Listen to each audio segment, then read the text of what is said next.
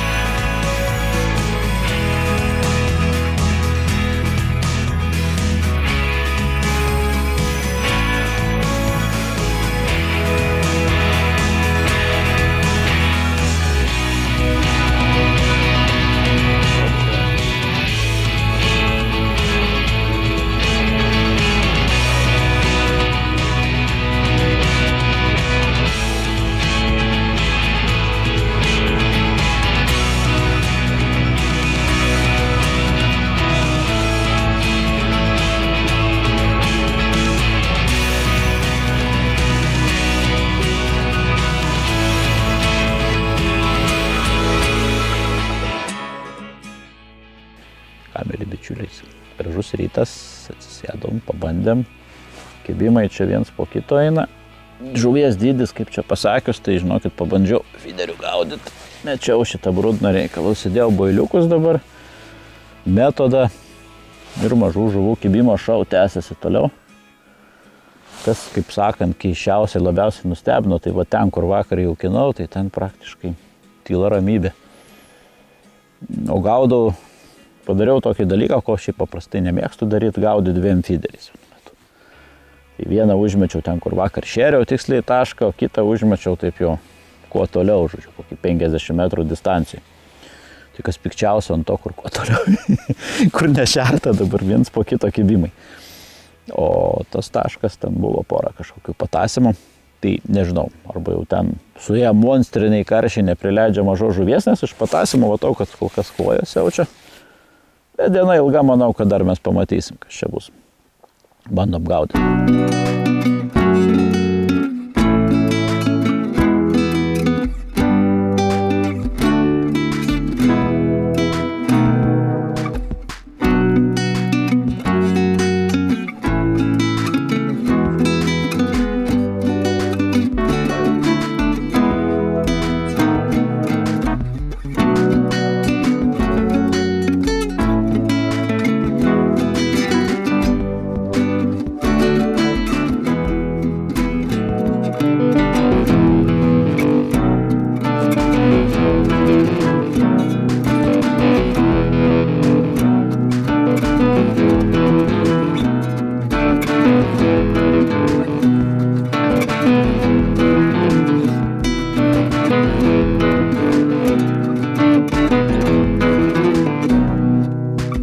Liūdni reikalai, vyručiai, galiu pasakyti. 11 valandų, kuojų šou tęsiasi ir nieko gudriau.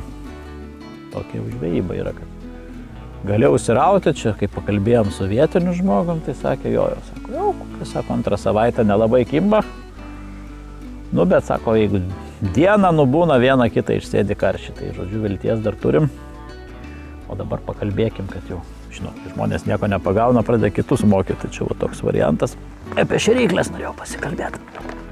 Iš tikrųjų, tokia įdomi tema. Tai, kas tiesą sakant, ką jau čia kiek bebandęs, kas patinka, tai tas pačios pirmos krestos šėryklės, tai yra, nežinau, ar kaip naudot. Va šiandien iš tikrųjų buvo vėjas, jau nuo tarpo gerai pakilęs ir tolimą į tašką, tai labai puikus daiktas yra kulkos, tik tai jeigu tos tradicinės kulkos turi minusą, bent jau gaudant vasarą. Tai yra, mažytės, tas vėlas labai mažai jauko talpino, vis tiek vasarą norisi jam paduoti daugiau. Tai krestos, šitas šėryklės krestos, tai yra talpa kaip normali, beveik vidutinė įprastinė šėryklė. Lekia į taikinį super, pašaro daug talpina. Vienintelis minusas nuo dugno vis tiek sunkiau kyla, lyginant su kitom. Tai kadangi čia yra tokių žolių tokia, eina lydekiniai barščiai pakilę, tai reikia jau pažiūrėti, kur vedi žuvį. Tai va dar vienas, kaip sakyt, ką vasaros ežeram galiu rekomenduoti irgi. Pačios krestos kubiliukai iš to. Kubiliukas, kokybiškas plastikas, sudėtas metalo, šitas ir vėlgi talpa didesnė. Didesnė talpa, kas tikrai yra pliusas. Jeigu šiandien, pavyzdžiui, nepastoviai nešerčiau, desnio kiekio, net ir stomkojam čia liūdnoka būtų. Tai ar jos būna uždaro tipo ar tokio, bet labai pasiteisinantis dalykas. Nu ką, metodą dar nebandžiau, bet buvau paruošęs. Kresta, ką gamina, labai įdomi, tai yra metodinės, yra išpjautos. Kam tai daroma dabar? Sakykim, labai paprastas dalykas. Žvejojai 305 gramais, pakilo vėjukas tau. Pakilo vėjukas, reikia 45, arba taškas kažkur, sugalvoji pakeisti tašką. Su paprasto metodo šėryklėm nukerpi pavadėlį, vėl iš naujo susiriši, prasiveri naują šėryklą ir taip toliau. Čia tokio varianto nėra. Išsitraukiai, užsidėjai sunkesnę šėryklą, kišai ir sudėjai čia. Žinau, kad sportininkai čia irgi buvo atradę, perka paprastas šėryklas, neša meistram, kuris ten išpjovinėja, žodžiu, vargsta žmonės, tai čia vargti nereikia, čia iškart tavai padarytas geras dalykas. Ir kas yra gerai gaudant ežeruose, kad tu karšiam. Kad jeigu tos įprastinės šėryklos, realiai kokį 2 metrų gylio, ta prasme, jaukas. Kitu atveju, jeigu yra giliau, didesnis spaudimas, iškrenta jaukas, išbyra ir nieko gero nėra. Taip pat čia pas jas yra kaip laivelio formos, tai su šitom gali ir 5 ir 6 metrų gaudyti. Aišku, jau, kad tik reikia suspaudimą pagauti jau čia. Ir jo šitą klampumo lygį pasiekti. Tai žodžiu, tokia teorija. Ką dar galiu pasakyti, kad va, žmonės tempėsi, kaip mačiau, irgi didžiuliai krepšiai su ratukais, reikia ten ant to. Tai susidėjai tokį komplektuką į ežerus, realiai dienos žvejyboj per akišę, kiek, nežinau, 15-20 šėryklų pagrindiniai svoriai, jeigu ypač žinai, kur gaudysi daug mažo, ežeruose irgi nepaslaptis, ten tokia 30, 40, 50, nu gal kažkur reikia ten ir 50-60 pasiekti toliau. Susipakavai dėžutę, ko reikia, pasiėmė va, pagrindinis dalykas žirklutės, valui kirpt, šitos trikitko tai tikrai nuostabiniai, tam tas valiukas, tik čiukšt nėra. Šoklyderį, jeigu tokį naudoja, to aš mėgstu Gardnerio kilpą gaudyti ir šitos tai aš mėgstu, ir paternosterį, tai šoklyderį, nu, pidergamą, jeigu darausi, susimeti, pavadėlių, sistemėlių surištų, kito ir, kaip sakyt, viskas. Ir krepšiukas, viskas vienam krepšiukė sutelpa. Taip kad esu tokios nuomonės, kad tikrai nereikia temptis čia visų namų. Jeigu tai nėra varžybos, jeigu tai nėra, ten, nežinau, savaitę atvažiavom, vienos dienos žvejybai, va, tokios dėžutės pilnos akis.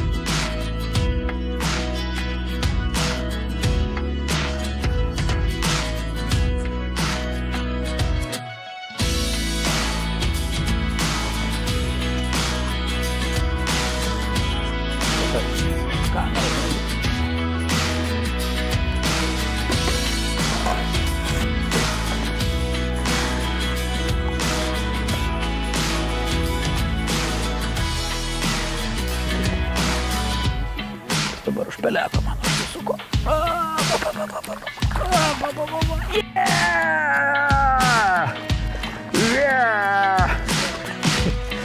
Netikėjau, jau eina šitą. Čia viskas bus. Oi.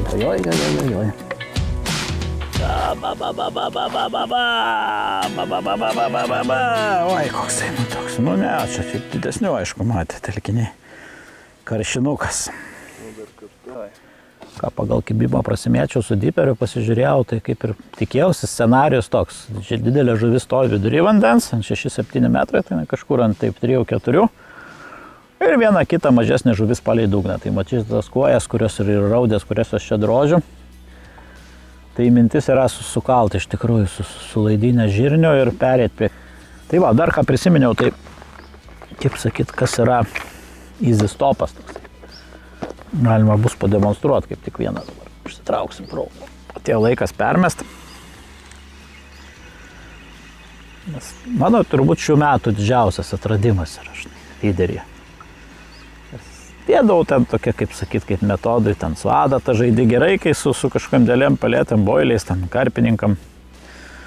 Bet kai gaudai paprastų feederių, bet nori vis dėlto didesnę gaudyti žuvį, ten tos visos sprendiniai, plakiukai, visa kita, nu jos tikrai neįdomus, kaip ten bebūtų.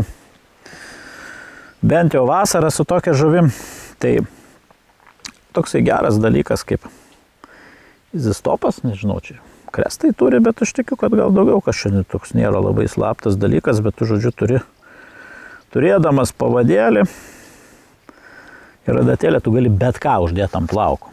musės lerva, slieka, žirnį, kukurūzą, boilę, peletę, ką nori iš tikrųjų. Dabar žirnį baba uždės su keliom musės lervom.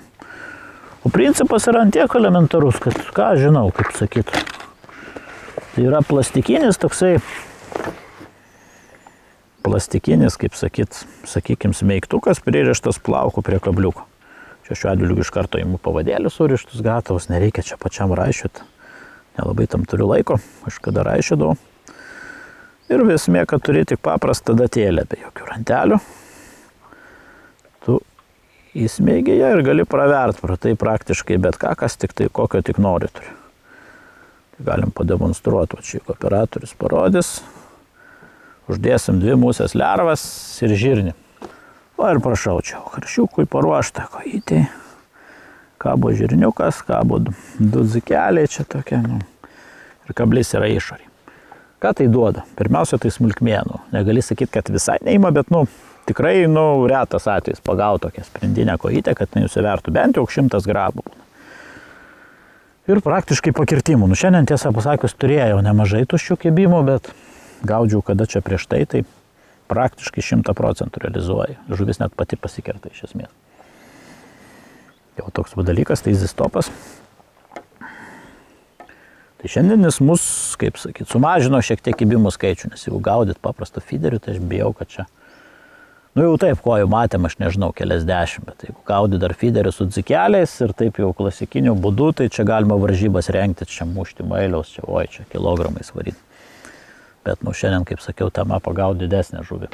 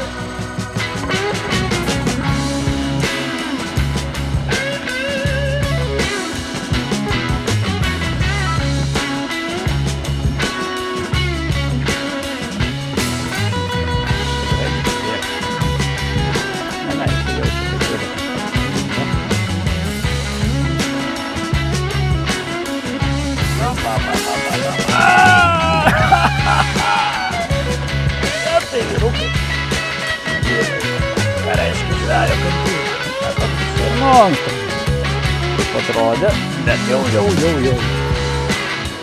Ai. Matuoja.